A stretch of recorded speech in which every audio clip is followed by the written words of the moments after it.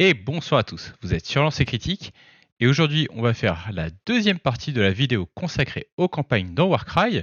Je vous invite à regarder la première vidéo quelque part par là et aujourd'hui on va s'intéresser tout particulièrement aux autres campagnes disponibles qui ne sont pas celles du livre de base. À l'heure où je fais cette vidéo, nous en avons 4 disponibles qui ont toutes leurs points forts, leurs intérêts et on va en parler un petit peu plus en détail. Et on va commencer par la campagne qui est disponible dans le Tome of Champions 2021, la campagne de Sorod-Core. Dans la campagne de Sorod-Core, on va avoir plein de bandes qui vont se battre pour le contrôle de la cité de Sorod-Core qui se trouve dans les 8 points.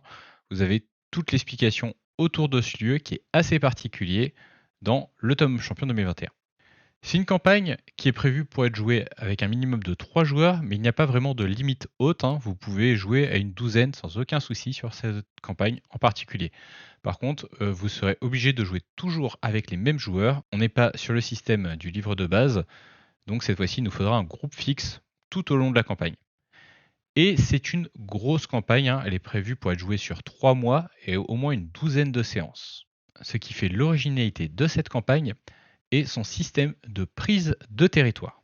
Dans Sword Core, on gagne énormément de territoire et surtout ces territoires vont vous apporter des bonus vu que ça va être des quartiers de la ville donc qui vont vous permettre d'améliorer vos unités en fonction de ce que vous contrôlez.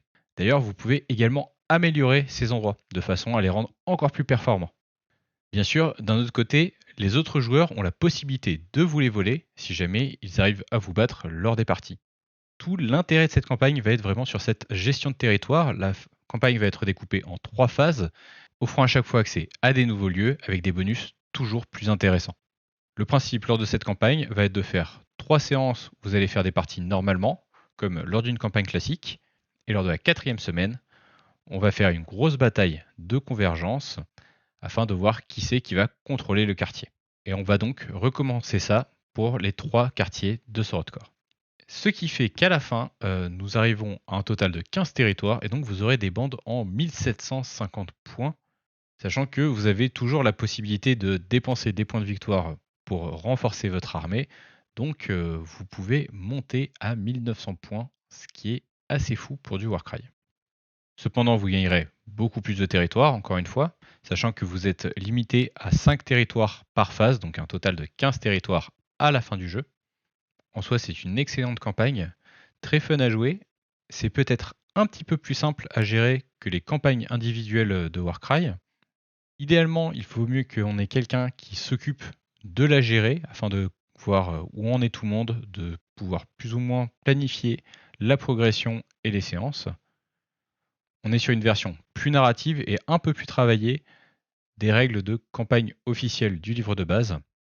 Et pour moi, c'est une excellente campagne que je ne peux que trop vous recommander si jamais vous avez le temps de la faire, parce que c'est sans aucun doute son plus gros défaut, car elle est vraiment longue. Ensuite, nous avons 3 campagnes qui sont disponibles directement sur le site Warhammer Community. Elles sont disponibles en anglais, mais la version traduite en français peut être facilement trouvée sur le groupe Facebook du Warcry francophone. Donc n'hésitez pas à venir y faire un tour. La première de ces campagnes est The Purge of Anvilgard. Donc c'est une campagne qui va se passer dans les événements de Broken Realms Morathi, lorsque Kaiser von Brecht, Lord Veritan des Anvil of Eldenhammer, part enquêter pour trouver la planque des Blackscale Coil, les criminels qui mènent à l'insurrection dans la ville. Et on est sur une campagne très narrative et asymétrique, car on va avoir le joueur Stormcast donc, qui va devoir enquêter. Pour cela, il va devoir choisir dans quel lieu il va se déplacer. Et à l'inverse, nous avons le joueur Blackscale qui lui sait où sont les indices et donc qui va chercher à les défendre ou à piéger le joueur Stormcast. Une des grosses originalités sur cette campagne est que le joueur Stormcast n'aura pas le droit d'avoir des renforts, il devra toujours jouer la même bande et si quelqu'un est perdu, il sera définitivement pour la durée de la campagne, alors que le joueur Blackscale, lui, pourra changer de bande entre chaque partie. Bien sûr, le joueur Stormcast n'est pas totalement désavantagé, car il a accès gratuitement à un puissant leader qui le suivra tout au long de sa campagne. Donc on est sur une mini-campagne de 3 ou 4 scénarios, selon si le joueur Stormcast s'en sort bien ou pas pour la découverte des indices, et principalement s'il a de la chance. C'est une campagne que je trouve plutôt sympa parce qu'elle est très simple à mettre en place, elle n'est pas très longue. On peut jouer avec beaucoup de figurines différentes, parce que le joueur Stormcast a accès à toutes les chambres Stormcast, il a également accès aux unités City of Sigmar. Quant au joueur Blackscale, lui, il pourra jouer soit du City of Sigmar, soit du Kainit Shadowstalker ou des Daughter of Kain. Plus de ça, c'est une campagne qui est très narrative, qui est ancrée profondément dans l'histoire d'Age of Sigmar, vu que ça relève vraiment les événements qui se sont passés lors de Broken Realms Morathi. Promis, un jour, je ferai une vidéo sur ce qui se passe dans l'historique d'Age of Sigmar. C'est donc très sympa narrativement. Bien sûr, le côté asymétrique fait que un des joueurs aura quand même un peu plus l'avantage, surtout sur la dernière bataille, mais ça n'en demeure pas moins une campagne vraiment sympa. On reste sur les campagnes qui sont inspirées par l'historique du jeu. Cette fois-ci, on est sur les événements de Broken Realms Teclis, avec la campagne A Forlorn Hope. Cette fois-ci, on va jouer quand Eltarion cherche à rejoindre les portes du paradoxe et à combattre son arch-némésis Arcane the Black. On est de nouveau sur une campagne à 2 joueurs, un joueur Lumines et un joueur Ossiarch Reaper, pour une campagne d'une durée de 3 batailles. Donc on est sur une campagne extrêmement courte, pouvant être jouée en une après-midi sans aucun souci. Et on est de nouveau sur un setup asymétrique.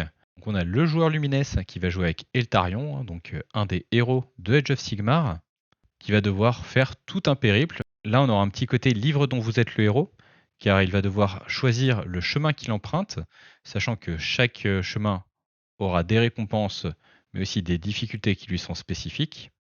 De l'autre côté, il sera opposé à des Ossiarch Reaper, qui eux par contre ne sont pas obligés de jouer la même bande entre chaque partie, sachant que, comme dans la campagne précédente, à chaque fois qu'une figurine meurt, elle est perdue définitivement. Et quand je dis morte, j'entends dans la séquence après la bataille et pas sur le champ de bataille.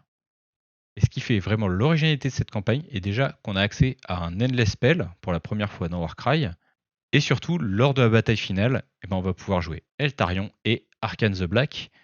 Donc on a vraiment une bataille entre 2 personnages très charismatiques, très puissants. Et ça, sur Warcry au lieu d'Age of Sigmar. Et je trouve ça super bien. Petit bémol cependant sur cette campagne, on est obligé de jouer Lumines et obligé de jouer Ossiarch Reaper si on veut suivre les règles, ce qui est un petit peu dommage. Après, encore une fois, elle est vraiment ancrée dans le narratif des événements de Broken Realms. Promis, je ferai cette vidéo. Et on est de nouveau sur une bataille asymétrique. Donc c'est vrai que c'est particulièrement difficile pour le joueur Lumines, mais ça n'en demeure pas moins qu'en cas de victoire, elle n'en sera que plus grande. Et finalement, la dernière campagne disponible est A Full Trove in Infancarn, qui est la campagne de Curse City. Dans cette campagne, on va jouer 4 bandes qui ont pour but de rejoindre le manoir de Von Sirveren et d'y trouver le trésor. Donc cette fois-ci, on est sur une campagne pour 4 joueurs, d'une durée de 4 batailles, donc ça peut vous faire un petit week-end sympatoche avec des copains. On a une péripétie spécifique à Curse City. On va avoir la nuit qui tombe au bout d'un certain nombre de tours. Et une fois que la nuit tombe, on ne peut plus tirer à distance. Et surtout, on va avoir des morts-vivants qui vont commencer à arriver sur la table et qui seront gérés comme des bêtes dans les règles de base. Le but des 3 premières batailles va être de récolter des indices afin d'être le premier à arriver au manoir et du coup d'avoir un avantage sur ses adversaires. Comme pour les 2 campagnes précédentes, si un de vos combattants meurt dans la séquence d'après-partie, il sera perdu définitivement et vous devrez continuer la partie avec un personnage en moins. Sachant que vous avez également la possibilité d'envoyer vos hommes essayer de trouver des indices dans cette phase d'après-bataille et que là aussi vous avez une chance de les perdre à jamais, mais vous pouvez également gagner l'avantage qui vous permettra d'arriver le premier au manoir. La dernière bataille en elle-même est assez sympa. En fonction du classement que vous avez eu lors des batailles précédentes, vous allez pouvoir placer différents éléments de terrain. Le premier plaçant bien sûr l'élément de terrain le plus intéressant. Et on est sur un scénario où on va avoir un trésor qui est une clé, qu'il va falloir amener jusqu'à un objectif fixe qui est une crypte. Et si on a la clé sur l'objectif, on remporte la campagne. À mon avis, c'est la plus réussie des 3 campagnes qui vous sont proposées sur le site Warhammer Community, parce que déjà on peut jouer n'importe quelle bande, les péripéties sont vraiment cool, elle est simple à mettre en place, et l'ambiance marche très bien entre la tombée de la nuit et les figurines qui peuvent être perdues à jamais dans la cité maudite. Le seul inconvénient bien sûr est que c'est une campagne strictement pour 4 joueurs, mais si vous les avez sous la main, je ne peux que trop vous conseiller de l'essayer. Et c'est tout pour aujourd'hui. On se revoit très bientôt pour la troisième partie des vidéos sur les campagnes. Et cette fois-ci, on va parler de faire les vôtres. Tout de suite!